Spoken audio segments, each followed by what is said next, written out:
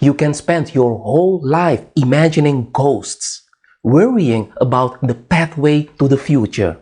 But all there will ever be is what's happening here and the decisions you make in this moment. In this video, I share with you 4 common reasons why some people are subconsciously sabotaging themselves.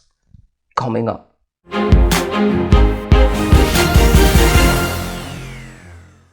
Hi guys, as always, it's a pleasure to connect with you. If this is your first time on this channel is all about personal growth.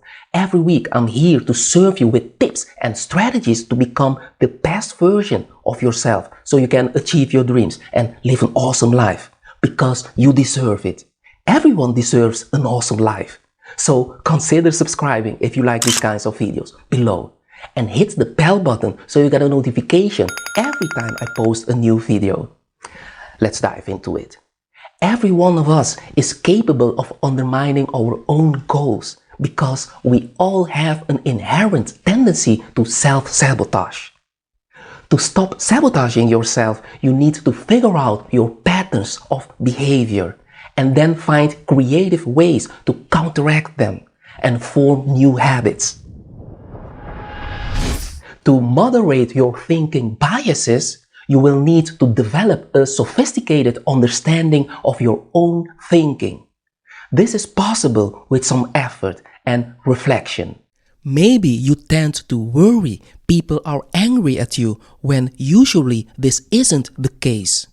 Maybe you tend to impose your perfectionistic standards on others and it hurts your relationships. Or you tend to hesitate too much in making decisions. For example, I'm a type of person who tends to be too perfectionistic. And that's not always a good characteristic. That's why I'm working on it. So when you thoroughly understand your personal thinking errors, you will be able to correct yourself. Here are 4 common reasons why some people are subconsciously sabotaging themselves.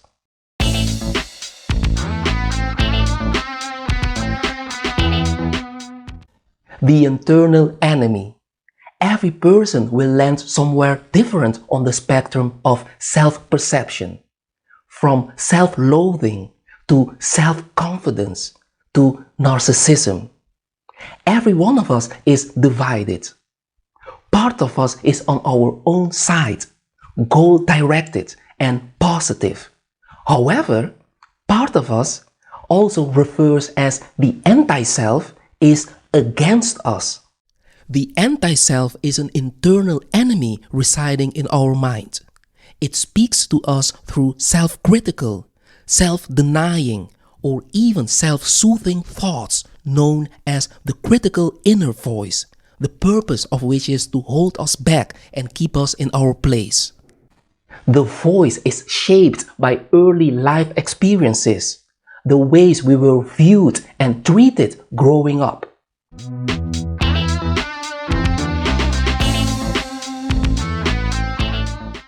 Faulty thinking.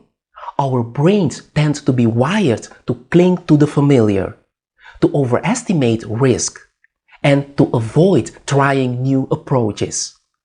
This tendency, known as the familiarity heuristic, leads us to overvalue the things we know and undervalue things that are unfamiliar. And when we are under stress, we tend to rely on the familiarity heuristic even more. When our brains are tired, we resort to old habits and ways of doing things, even if they don't work well. We are drawn to go with the familiar, even when a different option offers a clear advantage. It's not always easy to tell when your brain is relying on a heuristic. Don't make important decisions when you are stressed.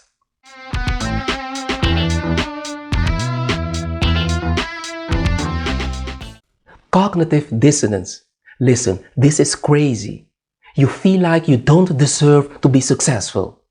Ironically, many people work hard, but when their hard work and high standards lead to good things, material reward, status, or power, They shoot themselves in the foot. Why? A little concept called cognitive dissonance gives us the answer. Basically, people like to be consistent. Usually, our actions line up with our beliefs and values. But when they don't, we get uncomfortable and try to line them up again. That's why if we start to stack up some achievements but think we are worthless or incapable, we pull the plug to get rid of the dissonance. Again, people like to be consistent, time and time again. We even choose consistency over happiness. If you are used to be neglected, abused, ignored, or exploited, it's oddly comforting to keep putting yourself in that position. You have probably been there your whole life. And while you're not happy, the devil you know is preferable to the devil you don't.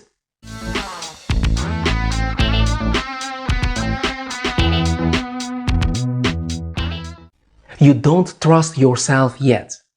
If you have a history of making less than desirable choices, it's no surprise that you will probably be a little wary when it comes to any new or different decisions.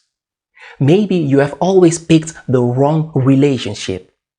Maybe you have decided to leave your full-time job and work for yourself, but you have made big mistakes with money before. Maybe you didn't value or prioritize the right things in life, and you deeply regret it. How can you be sure you won't repeat your past mistakes? Are things really different now? That kind of self-doubt can be paralyzing. Over time, you have to relearn how to trust your decision-making skills. You have to understand that what matters most is learning lessons from the mistakes you made so you don't repeat them. This is it. I hope this video gave you more insight in the ways people are subconsciously sabotaging themselves. Leave your remarks in the comments below. If you like this video, give it a thumbs up and share it with your friends and family. And don't forget to subscribe to my channel. Join this positive community. Take care.